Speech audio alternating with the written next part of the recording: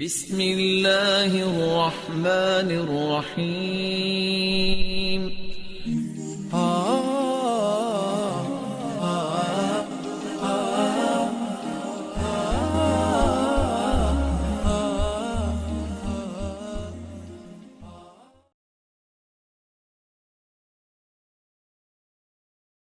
نحمده ونصلي ونسلم على رسوله الکریم، اما بعد۔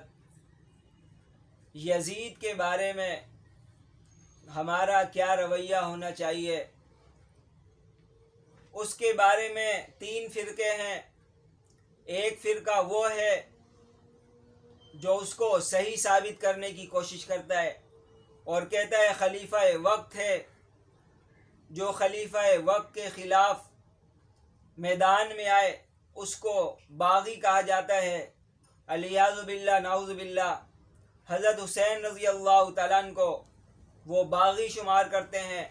اور یزید کے ساتھ لگاتے ہیں سیدنا یزید، ہمارے سردار تھے یزید، خلیفۃ المسلمین تھے اور فلاں فلاں تھے، پتہ نہیں کتنے سارے القابات لگا دیتے ہیں۔ دوسرا فرقہ وہ ہے جو یزید پر کفر کے فتوے لگاتا ہے، یزید کو کافر کہتا ہے اور بالکل اس کو کافر سے بھی بڑا درجہ دیتا ہے۔ بہرحال یہ دونوں غلو ہے اور حد سے بڑے ہوئے ہیں۔ شریعت کا حکم یہ ہوتا ہے کہ جتنی اس کے اندر خامی ہو، جتنی برائی ہو، اتنی ہی برائی آپ اس کے اندر کہیں۔ اگر اس کے اندر 3 برائی تھی، 3 خامی تھی، چوتھی خامی ہم نے ایسے ہی اپنی طرف سے لگا دی تو 3 خامی کا تو وہ ذمہ دار ہوگا، لیکن چوتھی خامی کا جو اس کے اوپر بہتان اور الزام لگایا گیا، قیامت کے دن اس کے بارے میں پھر ہم سے بھی پکڑ ہوگی۔ اس لیے اب یزید کے بارے میں سب سے احتیاطی بات حضرت امام اعظم ابو حنیفہ رحمۃ اللہ علیہ کی ہے کہ یزید کے بارے میں توقف کیا جائے، خاموشی اختیار کیا جائے۔ وجہ اس کی یہ ہے کہ یزید کا کفر پر مرنا یقینی نہیں ہے۔ جب کفر پہ مرنا یقینی نہیں ہے تو اس کی بخشش کی امید ہے، اللہ تعالیٰ اس کو بخش سکتے ہیں۔ اس لیے یزید کے بارے میں زبان بند کی جائے۔ باقی حضرت حسین رضی اللہ تعالیٰ عنہ کا جہاں تک تعلق ہے، سیدنا و امامنا، وہ ہمارے سردار ہیں، وہ ہمارے امام ہیں، ہمارے مقتدی ہیں۔ ہم ان کو حق پر سمجھتے ہیں کہ حق کے لیے انہوں نے جان نشاور کر دی اور حق کے راستے پر چلے۔ اور ہوا یہ تھا، حضرت حسین رضی اللہ تعالیٰ عنہ کا حضرت امیر معاویہ رضی اللہ تعالیٰ عنہ کے زمانے میں یہ موقف تھا کہ کسی کو اپنے بعد خلیفہ نامزد کرنا، وہ بھی خاندان کا ہو، اس کو وہ صحیح نہیں سمجھتے تھے۔ بہرحال یہ اجتہادی امر تھا کہ اپنے بعد کسی کو جانشین مقرر کیا جا سکتا ہے یا نہیں، اور اس جانشین میں اپنے بیٹے کو مقرر کیا جا سکتا ہے یا نہیں۔ حضرت امیر معاویہ رضی اللہ تعالیٰ عنہ کے زمانے میں ان کا موقف یہی تھا کہ اس سے پھر بادشاہت جاری ہو جائے گی، اس سے وہ خلفائے راشدین کا طرز نہیں رہے گا۔ حضرت امیر معاویہ رضی اللہ تعالیٰ عنہ نے کوئی زور نہیں لگایا، لیکن یزید نے اپنی سب سے پہلی سیاسی غلطی یہی کی کہ اس نے حضرت حسین رضی اللہ تعالیٰ عنہ، حضرت عبداللہ بن زبیر رضی اللہ تعالیٰ عنہ، حضرت عبداللہ بن عباس رضی اللہ تعالیٰ عنہ کو مجبور کرنا شروع کیا۔ حالانکہ حضرت علی رضی اللہ تعالیٰ عنہ کے زمانے میں بھی کچھ صحابہ ایسے تھے جو نہ حضرت امیر معاویہ رضی اللہ تعالیٰ عنہ کے ساتھ تھے، نہ حضرت علی رضی اللہ تعالیٰ عنہ کے ساتھ تھے۔ ان کو حضرت امیر معاویہ رضی اللہ تعالیٰ نے بھی اپنی بیعت پر مجبور نہیں کیا، حضرت علی رضی اللہ تعالیٰ نے بھی اپنی بیعت پر مجبور نہیں کیا۔ تو یزید نے زبردستی کرنے کی کوشش کی، پھر اس زبردستی کی وجہ سے دشمنان اسلام کو فائدہ اٹھانے کا موقع ملا اور انہوں نے کوفہ سے حضرت حسین رضی اللہ تعالیٰ عنہ کے نام خطوط لکھنا شروع کیے اور ان کو ابھارنا شروع کیا کہ کوفہ کے سارے لوگ آپ کے منتظر ہیں، آپ تشریف لائیں، ہم یزید کی خلافت کی جو پٹی ہے، جو پٹا ہے، ہم اس کو اتار پھینکیں گے اور آپ کو اپنا امیر بنائیں گے، آپ کو خلافت کا راستہ ہموار کرنے کے لیے آپ کو ہم اپنے ساتھ رکھنا چاہتے ہیں۔ بہرحال تو یہ سارے وہ واقعات تھے کہ حضرت حسین رضی اللہ تعالیٰ اس معاملے سے الگ تھلگ رہنا چاہتے تھے، اس لیے مدینہ سے مکہ روانہ ہو گئے،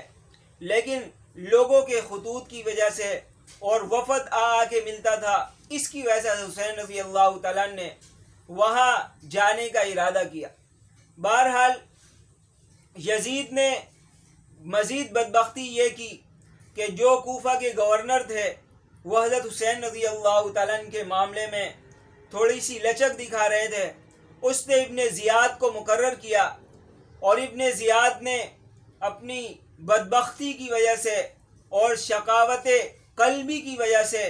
کوئی لحاظ نہیں کیا اور اس نے حضرت حسین رضی اللہ تعالیٰ اور ان کے رفقا کو شہید کروا دیا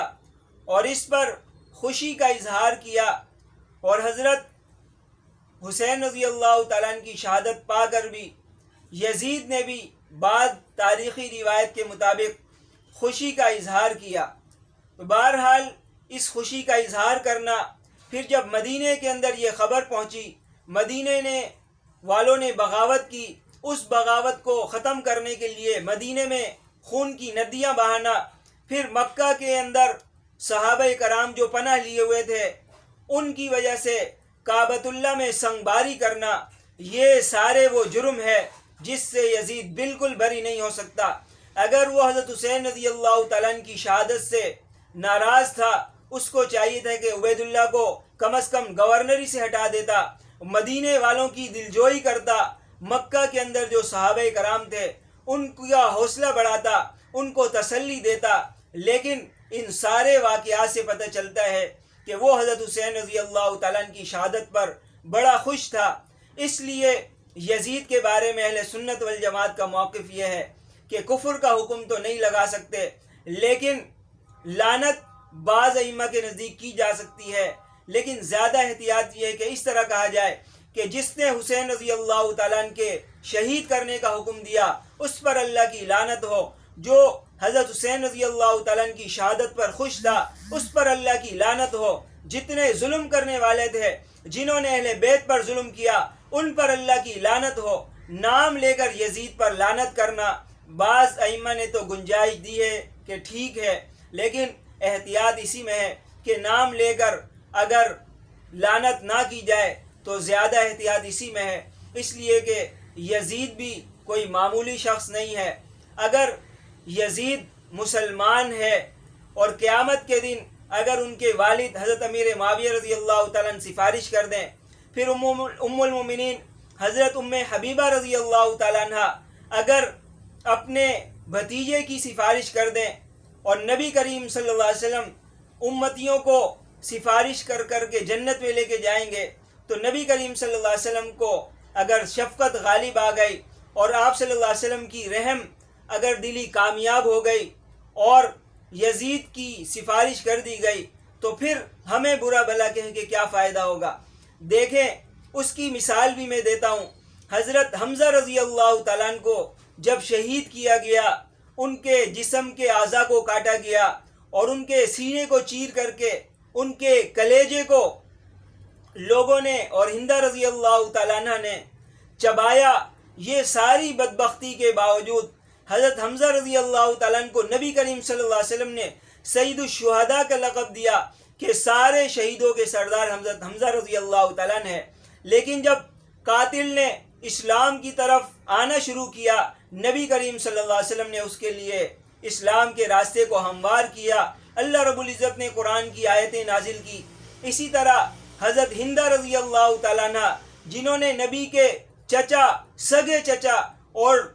دودھ رضائی بھائی، جب انہوں نے کلیجہ چبایا، نبی کریم صلی اللہ علیہ وسلم نے اپنی رحم دلی کی وجہ سے اس ہندہ رضی اللہ تعالیٰ عنہ کو بھی معاف کیا۔ پھر ابو جہل کے بیٹے حضرت اکرمہ رضی اللہ تعالیٰ عنہ کی اہلیہ جب حاضر ہوئی اور سفارش کی اپنے شوہر کے لیے، نبی کریم صلی اللہ علیہ وسلم نے اس کو بھی امان دیا۔ پھر حضرت زینب رضی اللہ تعالیٰ عنہ جو نبی کریم صلی اللہ علیہ وسلم کے جگر کا ٹکڑا تھی، جب ان کو زخم لگا اسی زخم میں چند سال رہ کر شہید ہوئی. فتح مکہ کے موقع پر اس قاتل کو بھی معاف کر دیا. تو جب نبی کریم صلی اللہ علیہ وسلم اپنی زندگی کے اندر اپنے سگے چچا، اپنی سگی بیٹی کے قاتل اور مجرم کو معاف کر دیتے ہیں تو کیا پتہ قیامت والے نبی کریم صلی اللہ علیہ وسلم کی شفقت غالب آ جائے، نبی کریم صلی اللہ علیہ وسلم کی رحم دلی سب کچھ غالب آ جائے اور یزید کی سفارش کر دیں. تو پھر میرے دوستو ہم سب برا بھلا کہہ کے کیا حاصل کر سکتے ہیں؟ اس لیے یہ بات یاد رکھی جائے کہ یزید کے بارے میں خاموشی اختیار کی جائے تو یہی ٹھیک ہے. اللہ